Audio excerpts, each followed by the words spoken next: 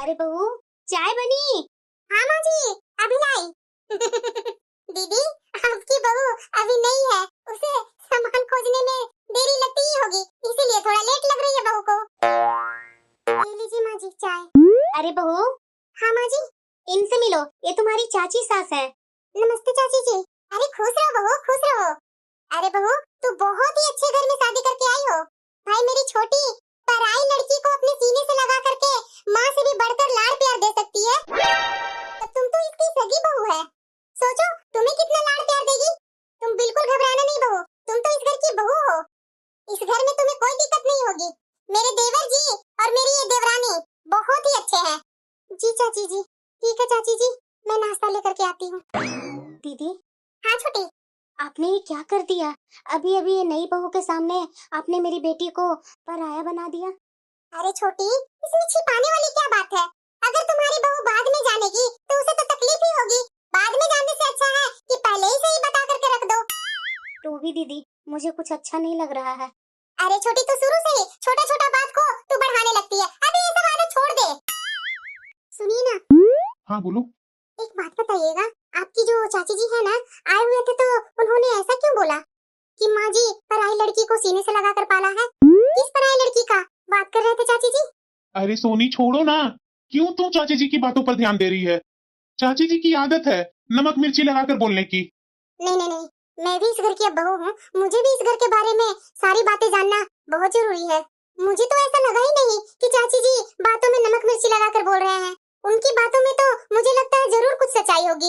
आप बताइए ना मुझे कि वो चाची जी किस बारे में बात कर रहे थे? अच्छा ठीक है, मैं बताता हूँ। देखो, कुहू को माँ और पापा ने गोद लिया था अनाथालय से। मतलब वो मेरी सगी बहन नहीं है। जब वो 2 साल की थी तभी मेरे माँ और पापा ने उसे अनाथालय से गोद लिया था। उसे तो यह भी नहीं पता है कि वो हमारी सगी बहन नहीं है। लेकिन तब से आज तक हम लोग उसको अपने परिवार का एक हिस्सा ही मानते आए हैं। लेकिन माँ तो बोलती है मेरी बहन ने जन्म में हमारे घर में आने के लिए ही लिया था। हर किसी को जन्म लेने का कारण अलग ही होता है, इसलिए अपने मन से ये बातें हमेशा के लिए तुम निकाल दो।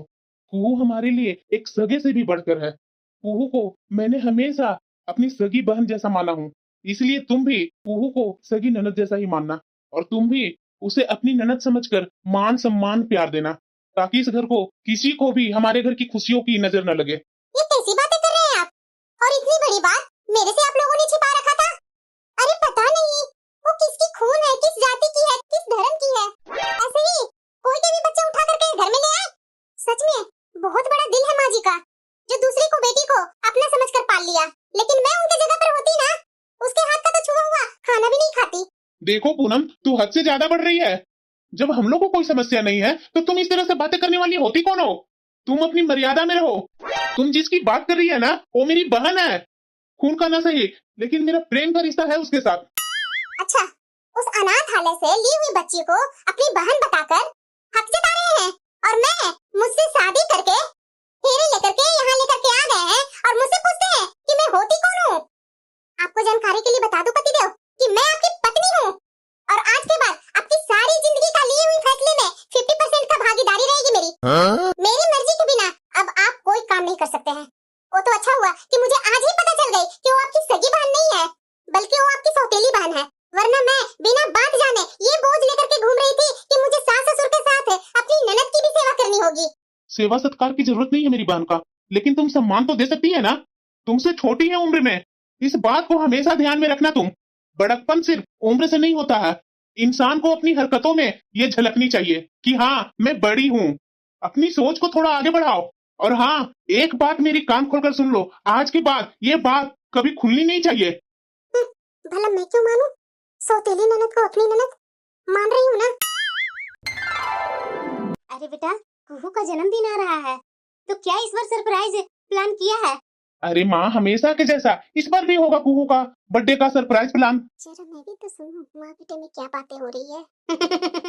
बात तो तू सही बोल रहा है बेटा। इस बार तो मैं सोची हूँ कि और धूमधाम से करते हैं इसका बर्थडे का सरप्राइज प्लान, क्योंकि अब तो घर में बहू भी आ गई है। भाभी भाभी, बताइए बताइए, मेरे बर्थडे पर आप क्या गिफ्ट देंगे? देखिए भैया, इस बार मैं सिर्फ बर्थडे का सरप्राइज प्लान में ही नहीं खुश होने वाली हूँ, बल्कि मैं गिफ्ट के लिए पूरा लंबा चौड़ा प्लान बना रखी हूँ। वैसे भी भैया, अब तो आपकी शादी हो गई है ना, तो मुझे तो डबल गिफ्ट चाहिए।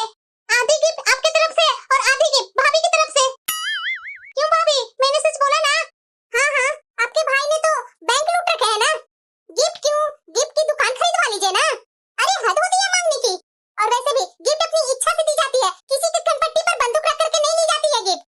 बहू, तू ये कैसी बातें कर रही है कुहू के साथ? अरे ये तो भाई बहन का बीच का हंसी मजाक की बात है।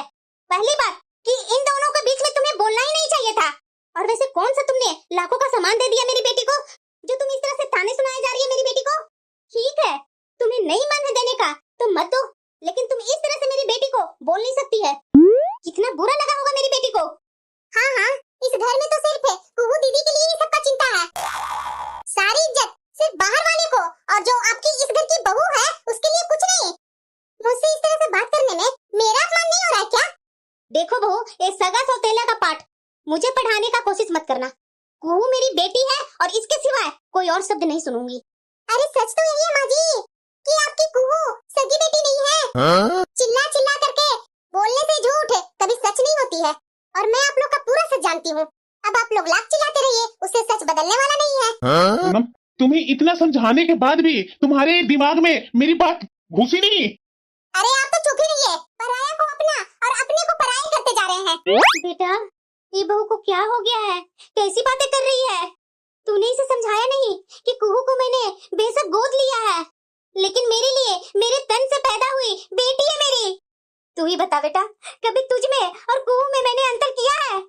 अरे नहीं माँ, ऐसा क्यों बोल रही है तुम? तो फिर ये क्यों मेरा बसा बसाया घर उजाड़ना चाहती है?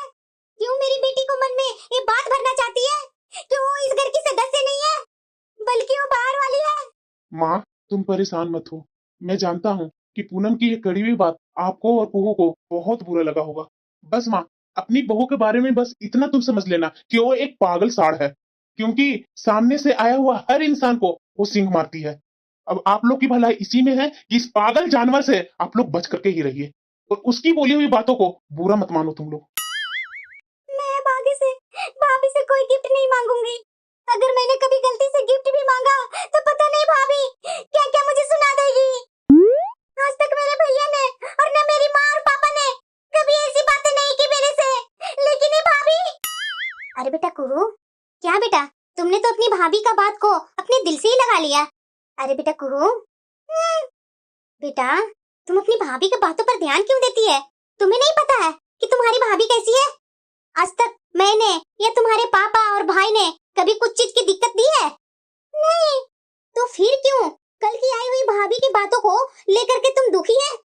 नहीं माँ, ऐसा बात मेरे से आज तक किसी ने नहीं किया।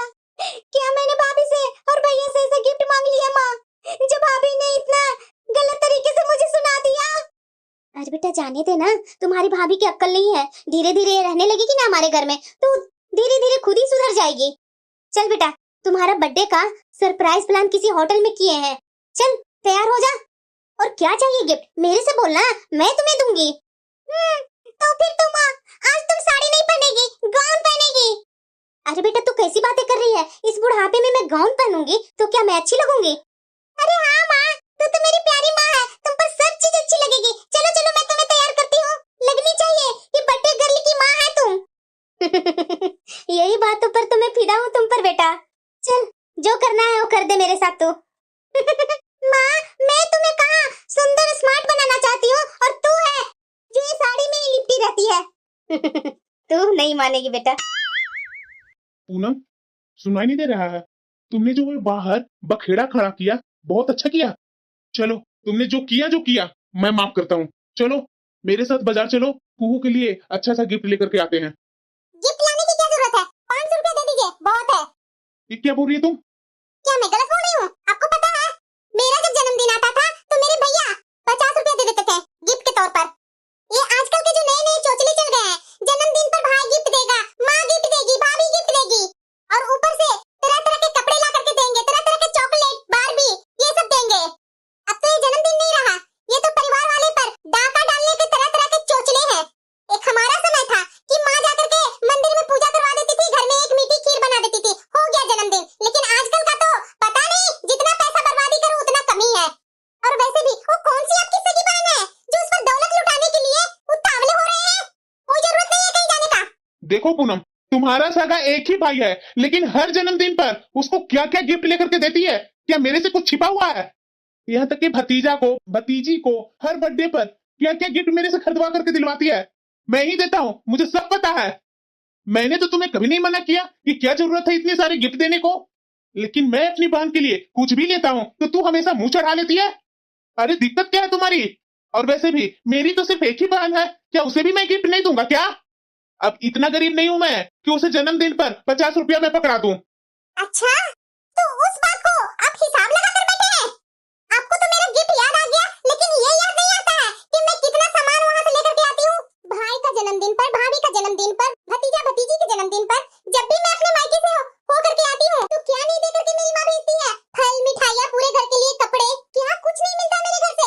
एक बैग लेकर जाती हूँ, 3-3 बैग पैक करके यहाँ लेकर के आती हूँ। आप तो सिर्फ अपनी बात कीजिए। जिस बहन पर इतना खर्चा करने वाले हैं, उस खर्चे से क्या मिलने वाला है आपको? हद कर रही है पूनम तुम। रिश्ते में क्या व्यापार होता है जहाँ फायदा नुकसान दे करके इन्वेस्ट किया जाएगा? अरे वो मेरी बहन है, मैं अपनी कमाई से उसे गिफ्ट दिलवाऊंगा। अब बस बहुत हो गया, अब बात यही खत्म होती है, आगे इसके बाद कोई बात नहीं सुनना चाहता हूँ मैं।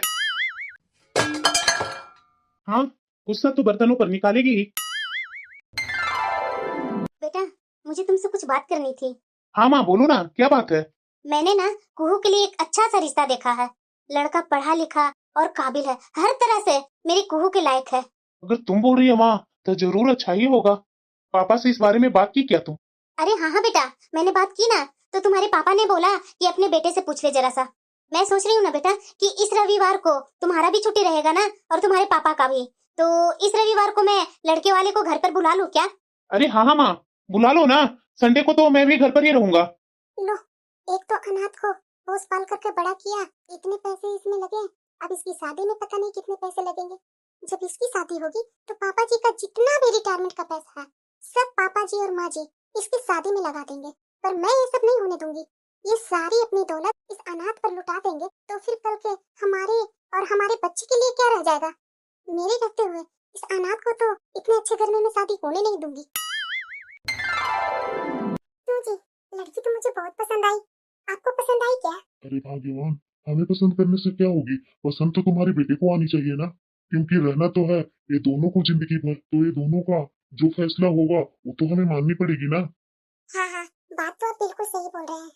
देखिए, दोनों तो मिलने गए ही हैं, क्या फैसला लेकर आते हैं उन लोग को आने के बाद ही पता चलेगा। मानना पड़ेगा आप लोग को भाई, वाकई में दुनिया में अच्छे लोग भी होते हैं, वरना सब कुछ जानने के बाद भला कौन इस रिश्ते को हाँ कह सकता है? बेटा, हम लोग समझ नहीं पाए, कहना क्या चाहती है तुम? अब आप लोग इतने अच्छे खानदान से होकर के एक अनाथ बच्ची को अपने बेटे के साथ शादी करना चाहते हैं, इसीलिए तो मैं बोल रही हूँ कि आप लोग की हिम्मत की दाद देनी पड़ेगी। और उसमें भी ऐसी लड़की कि न उसकी जात की पता है न उसकी धर्म की, उससे शादी करनी तो बहुत हिम्मत की बात है। सही बताओ तो अंकल जी और आंटी जी, अगर ऐसी रिश्ता मेरे भाई के लिए आता ना तो मैं तो साफ साफ उसके मुंह पर ही मना कर देती। बहू, ये क्या बदतमीजी है? मैंने बोला कि तुम अभी के अभी अपने कमरे में जाओ, नहीं तो मुझसे बुरा कुछ नहीं होगा। हाँ माँ जी, मैं तो जा ही रही थी, मुझे भी यहाँ रुकने का कोई शौक नहीं था। माफ कीजिएगा बहन जी, ये है तो मेरी खुद की बहू, लेकिन इसका कोई भी लक्षण मेरे परिवार से नहीं मिलता। पता नहीं मेरी बेटी के लेकर के क्यों इतनी नफरत अपने मन में लेकर के घूमते रहती है। मुझे उम्मीद है कि आप लोग इतने अच्छे पढ़े लिखे, अच्छे संस्कार वाले, इसकी बातों को अपने मन से नहीं लगाएंगे। और वैसे भी बहन जी, आप लोग से झूठ बोल करके आप लोग से रिश्ता जोड़ने का कोई मेरा इरादा नहीं था। शादी से पहले मैं आप लोग से सारी बातें बता चुकी हूँ। आप चिंता मत कीजिए बहन जी, हमें इस रिश्ते से कोई ऐतराज नहीं है। जब अपनी बेटी कुहू को अपने सीने से लगाकर पाला है तो हमें कुहू को अपनी बहू बना करके अपनाने में कैसी संकोच। और वैसे भी बच्चा वही बनता है जैसा उसको संस्कार मिले। अब उसे इतनी अच्छी माँ से संस्कार मिले हैं तो मुझे तो ऐसा लगता है कि उसमें कोई ऐसा दोस्त नहीं होगा। और देखिए, बातों बातों में मेरा बेटा भी आ गया, उसी से पूछ लीजिए और अपनी बेटी से पूछ लीजिए कि वो दोनों को ये रिश्ता मंजूर है या नहीं। क्यों बेटा, शादी करनी है या नहीं? अरे हाँ हाँ माँ, क्यों नहीं करनी है शादी? तुम बता बेटा, तुम्हें तो पसंद है ना मेरा बेटा? मैं क्या बोलूं आंटी जी? अरे बेटा, अब आंटी जी नहीं, माँ जी बोलो, माँ जी। बहन जी, भाई जी से बात करके शादी का डेट फिक्स कर लेते हैं। जरूर बहन जी, जरूर। जरा ये बताइए मुझे, हम्म? शादी में इतना खर्चा करने की क्या जरूरत थी? पापा जी का रिटायरमेंट करने के बाद के पैसे, पेंशन के जमा किए हुए सारे पैसे, सारे कुहू को शादी में लग गई। तो क्या हुआ? तुम्हारी कमाई तो नहीं ना लगी? बताओ, अगर तुम्हारा कमाया हुआ पैसा मेरी बहन की शादी में लगी है तो बता ना। तुमने तो ये रिश्ते तोड़वाने की बहुत कोशिश की, लेकिन कोई भी कोशिश तुम्हारी कामयाब नहीं हुई। अब शादी में लगे हुए पैसे को लेकर के मेरे पास बहस करने आई है। बेटा, तू अपने ससुराल में तो खुश है ना? अरे हाँ माँ, मैं बहुत खुश हूँ, बहुत अच्छे हैं माँ वो लोग। चलो बेटा, मेरी एक टेंशन तो खत्म हुई। कुहू, हाँ भैया। ये लो कुछ पैसे, इस पैसे से ना अपने मन मुताबिक शॉपिंग कर लेना। क्या भैया, इसकी क्या जरूरत है? अरे कुहू, तू तो मेरी बहन है ना, और जब तक मैं जिंदा हूँ तो तू तो मेरे ऊपर अपना हक तो जताएगी ना। क्या भैया, आप कैसी कैसी बातें करते हैं? ये जिंदा, ये सब मुझे अच्छी नहीं लगती है। भला आपको क्या होगी? अच्छा ठीक है कुहू, ले मेरी तरफ से शॉपिंग कर लेना। ठीक है भैया। मेरे सामने जानबूझ करके अपनी बहन को पैसे निकाल कर देते हैं कि जिससे मैं चिढ़ूं। मैं नहीं कुछ कर सकती हूँ, ये भाई बहन माँ बाप सारे रिश्ते ही खराब है। दूसरी की औलाद को अपनी औलाद बताते हैं। बहू, हम्म? हॉस्पिटल गई थी दिखवाने के लिए? हाँ माँ जी, इतने दिन से तो मैं दिखवा रही हूँ। हॉस्पिटल का चक्कर लगाते लगाते तो मैं थक गई हूँ माँ जी। जिस किसी ने जहाँ भी बताया माँ जी, मैं वहाँ गई, सिर्फ यही उम्मीद में कि आज न कल मुझे मेरे भगवान झोली भर देंगे। लेकिन आज तक ऐसा कुछ हुआ ही नहीं माँ जी। पता नहीं भगवान जी ने तो मेरी तरफ से आंखें ही मोड़ ली है। यही देखिए माँ जी, कुहू दीदी की शादी की हुई 2 साल हुई नहीं, एक बच्चा गोद में आ गया। लेकिन मेरी देखिए, शादी के 6 साल हो गए, अभी तक कुछ ऐसा पॉजिटिव खबर मिला ही नहीं। जिनको इच्छा नहीं है तो एक के बाद एक औलाद हो रही है, और हमें एक औलाद के लिए भगवान इतना तरसा रहे हैं। क्या कर सकते हैं बहू, भगवान की लीला है, वही समझे। सुनिए ना, हाँ बोलो। मैं सोच रही हूँ ना कि अब हम लोग आईवीएफ के लिए ट्राई करते हैं। 6 साल बहुत लंबा सफर होता है। मैं तो हर जतन कर कर कर थक गई हूँ। ठीक है पूनम, तू जो बोल रही है हम लोग देखते हैं। इस बार भी आईवीएफ फेल हो गया। अब मैं क्या करूँ? अब मैं बहुत ही थक गई हूँ। क्या हुआ पूनम? बस मैं बहुत थक गई हूँ डॉक्टर के चक्कर लगा लगा कर। अब मैंने सोच लिया है कि अब हम लोग बच्चे के लिए कहीं नहीं भटकेंगे। अगर हमारे नसीब में होता, अब तक मुझे मिल गया होता। मैंने अब सोचा है कि अब हम लोग अनाथालय से एक प्यारा सा बच्चा गोद ले लेते हैं। शायद यही हमारी किस्मत में लिखा है। ये कैसी बात कर रही है पूनम? ऐसे कैसे हम अनाथालय से बच्चा ले लेंगे? और वैसे भी अनाथ आश्रम में रहने वाले बच्चों को न जात का पता होता है न धर्म का। पता नहीं किसका खून होगा। ऐसे ही मैं किसी का बच्चे को मैं अपना नाम नहीं देने वाला हूँ। क्या बोल रहे हैं आप? अच्छा, मैं क्या बोल रहा हूँ? तुम कैसे किसी अनाथालय से ली हुई बच्चे को अपना लेगी? तुम याद है ना, मेरी बहन को इतने सालों में भी तुमने नहीं अपनाया, तो उस बच्चे का भविष्य के साथ तुम क्या करेगी? अगर हमारे परिवार में किसी अनाथालय से बच्चे को आने के बाद भी किसी अनाथ के जैसा जिंदगी ही जीना है तो बेहतर होगा कि वो किसी अनाथालय में ही रहे। अपने घर में उस बच्चे को ला करके ऐसी तिरस्कार वाली जिंदगी मैं नहीं दूंगा। कहीं आगे जा करके ऐसा ना हो कि वो बच्चा खुद को बिना माँ का बच्चा समझे। आप ऐसी बातें क्यों कर रहे हैं? भला मेरे रहते हुए वो बिना माँ का बच्चा कैसे होगा? मैं हूँ ना, उसे सगी माँ से भी बढ़कर प्यार दूंगी। तुम्हारी बातों पर मैं कैसे विश्वास करूं पूनम? तुमने तो इस घर में आकर के मेरी बहन को एक एक दिन खून के आंसू रुलाए हैं। अब मुझे माफ भी तो कर दीजिए ना। मैं अनजाने में वो सारी गलतियाँ करती हूँ। माँ जी, क्या आप मुझे नहीं माफ करेंगे? अरे बहू, मैं क्या माफ करूंगी तुम्हें? तुम्हारी हालत देख करके तो मैं खुद ही परेशान हूँ। मैं तो कभी नहीं सोचती थी कि मेरी बहू के साथ ऐसा हो। माँ जी, मेरे कर्मों का नतीजा है। मैंने कुहू दीदी को हमेशा भला बुरा कहती गई। यहाँ तक कि उनके ससुराल वाले को क्या नहीं बुरा भला कुहू दीदी के बारे में बोला। यहाँ तक कि मैं उनकी शादी भी काटने के लिए तत्पर हो गई थी कि किसी तरह से शादी कट जाए। मेरी वही कर्मों का हिसाब दे रहे हैं माँ जी भगवान जी। अरे बहू, तू टेंशन मत ले। जब तूने ठान ही लिया है कि तुम बच्चा गोद लेगी तो बेटा जाओ, प्रोसेस कर दो तुम। ठीक है माँ। माँ, भाभी कब आने वाली हैं? देखना बेटा, कभी भी किसी टाइम आती ही होगी। माँ जी, अरे भाभी, आ गए आप। मेरा भतीजा तो बहुत ही सुंदर लग रहा है और क्यूट भी है। दीदी मुझे तो आप माफ कर दिए ना। अरे हाँ भाभी, भला मैं माफ करने वाली कौन होती हूँ?